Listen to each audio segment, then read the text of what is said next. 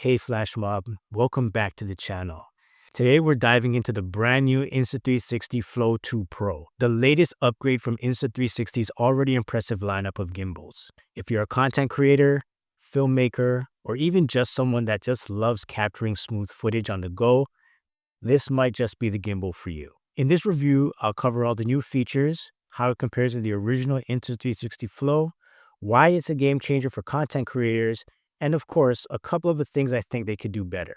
And unlike other YouTubers, I didn't get a care package from Insta360. I actually had to go out and purchase this with real dollars. So everything in this review will be my genuine opinion on the product. And if you stick around, I'll talk about one accessory no one else seems to be talking about with this new gimbal.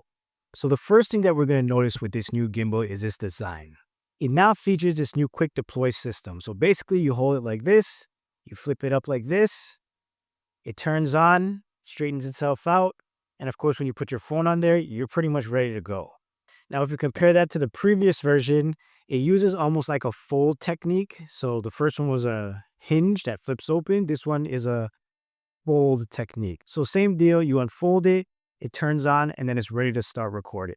While we're here, we might as well talk about the next new feature on it. So you can see that they both have tripod legs, which is great. I mean, if you're using a gimbal of any sort, it's great to have something to place it on so you can put it down. But what I love about these newer tripod legs is just how sturdy they are. If you look at it here, when I apply a little bit of pressure and start to wiggle, you can see that the movement is extremely minimal. Like obviously it's moving a little bit, it's not gonna be rock solid, but that's pretty much as much play that you're gonna get. On the previous version, we'll apply the same amount of pressure and you can see it. Not only is it wiggling, but it's also sliding on the table. So it's moving around and it's just doing too much. If I demonstrate it again on the first one, I'm actually going to try to move it. So it's significantly much more force and it's staying in its place and not moving around as much. And the reason why that's happening is because the legs are first of all longer and a little bit more rigid. And then they have like these little rubber stoppers on the feet here, which prevents it from sliding around on the table. So good job Insta360 on this first update. And if we stay at the bottom of the gimbal here, you can see that the base of this is just so much longer. Now, I'm not the biggest dude in any room, but I do have a pretty good size hand. And when I hold this gimbal, as you guys can see, my entire hand, including all my fingers, is able to wrap around this base. And it just makes it a lot more comfortable to hold this, especially for a longer period of time. Whereas in this case, if we fold back up the tripod legs, you can see here, if I'm supposed to operate the way that it's intended to be, you can see I have my entire pinky just hanging off the bottom here. Now, the only thing I could do to make this work a little bit easier was to pull out this little section here. And then yes, now I have a place to rest my pinky, but it's not that comfortable. It's not the same. So I see what they were trying to do. I just don't understand why they decided to go with this type of option rather than something like this in the first place, but it's definitely much better with this design. Now, something that I noticed that I thought was pretty cool was they included what looks like a mirror on the back here. So you guys can see right here, if you look into it, it's a mirror. So what that essentially means, if you're trying to use the back-facing camera on your phone, instead of trying to like guess where your framing is, you can look into that mirror. You can kind of get an idea of what you look like and where you're sitting and how you look. And then you can just hit the record button. It's such a simple and small upgrade, but when you look at it and what it actually does for you in terms of making it easier to shoot something, it's just great. I love it. Good idea. Now, the next design feature is definitely nothing new. It's been on every single phone gimbal from the beginning of time, but it is that selfie stick. So if we extend it out here, you can see it is pretty long. I don't know the exact measurement. I'm sure it's somewhere on their website or something, but it's a pretty long stick that gives you the ability to hold out your gimbal, have it turn towards you, and then start talking to the camera. In comparison with the previous version, pretty much looks like the same height. I mean, it's a little bit taller on the newer one, but yeah, you're not really missing out on anything. And it does definitely look like it's a bit thicker than the previous model as well. I don't know if that really makes a difference when you're actually out filming, but I guess it'll make it a little bit more sturdy. So a couple of quick updates is that it now includes up to 10 hours of battery life, and you can charge it with any USB-C cable. And you also get a USB-C out for anybody that is interested in charging their phone with the gimbal. So pretty much this combo gives you the ability to last all day. So let's talk about some of the actual new features. So they have something now called intelligent controls. And what this basically allows you to do is control your gimbal with your Apple Watch. And I could just think of so many times when I had the previous model set up on a table or something, capturing behind the scenes footage of me setting up my cameras or talking to a client or whatever it is I'm doing. And I was just wondering, like, what does the frame actually look like? Like, I have no idea. So having the ability to actually look at my watch and get a preview of what it's recording and actually make changes from there is just such a great idea. Now, a couple things that you're actually able to do from the watch is actually change the aspect ratio. So you can change it from a 16:9 frame to a 9:16 frame. You also have the ability to adjust the angle. So on the watch, you could actually move it around and it will move the gimbal head around as well to change that angle for you.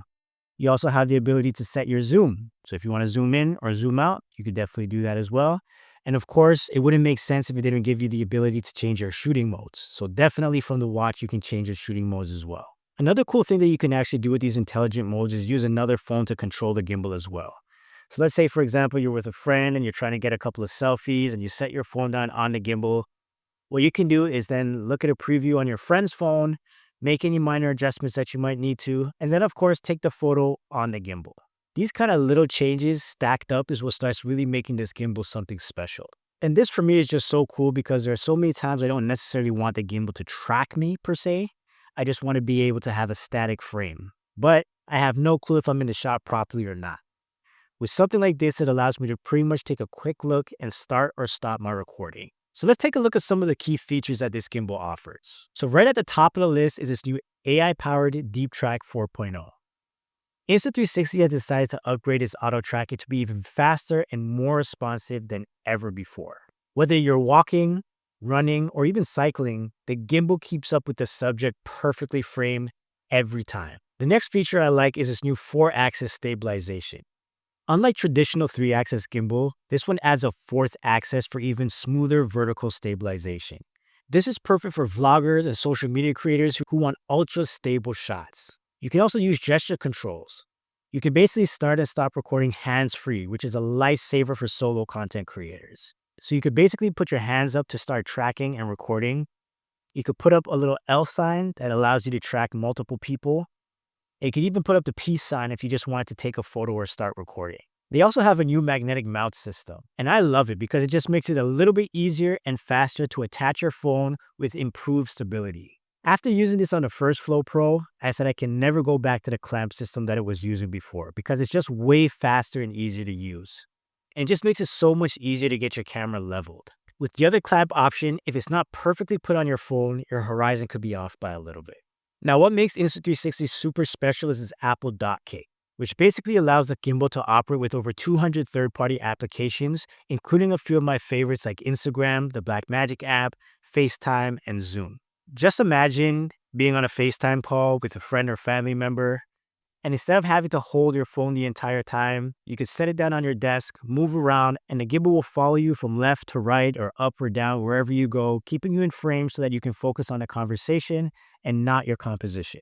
Now, one feature that I think that really separates Insta360 from some of the other gimbals on the market right now is its 360-degree rotation. Now, this particular feature is great for me because I use my phone as my main camera for all my behind-the-scenes content. So what I essentially do is take a little tripod stand, put the gimbal on there, put my phone on it, start tracking myself, and just hit record and go around and do whatever it is I gotta do in that space. And this gimbal follows me in a full 360 degrees. So I can start on this side of the room, end up on that side of the room, and then back on that side of the room, and just know that the gimbal was able to collect all of that footage that I can then use later.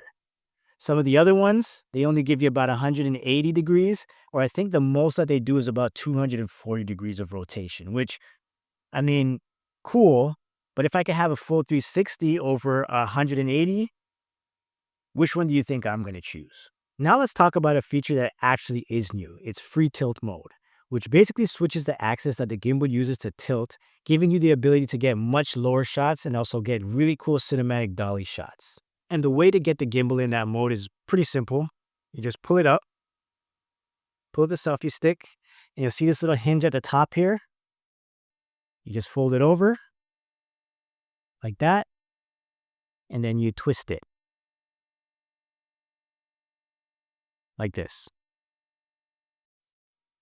And that's it. Now your gimbal is in full tilt mode. And to get it back, you just twist it from here again, fold it back up,